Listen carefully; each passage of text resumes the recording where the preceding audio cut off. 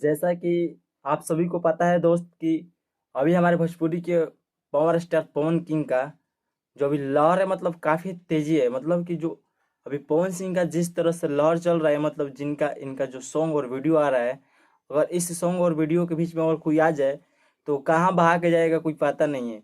क्योंकि अभी हमारे भोजपुरी के पवन सिंह का जो रफ्तार है काफ़ी तीव्र गति से चल रहा है।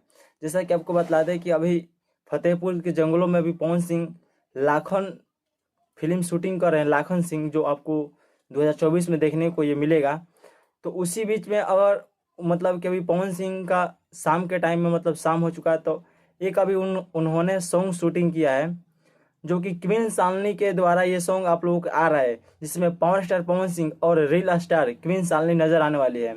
जो कि आपको वेब म्यूजिक के द्वारा इनका एक न्यू बवाल सॉन्ग आने वाला है आप सभी के बीच में। आप लोग दिल थाम के बैठ रहिए ऐसे ही, क्योंकि भोजपुरी के पवन सिंह अब रुकने वाले नहीं है किसी के रुकने से।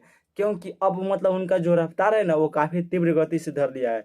और इनका रफ्तार ऐसा है कि ये कोई भी चीज़ लाते हैं भोजपुरी इंडस्ट्री में तो वो पूरा ही भूचाल और पूरा ही बवाल हो जाता है। क्योंकि इनके फैन फॉलोइंग इतना काफ़ी तगड़ा और कितना अधिक है कि कहिए मत।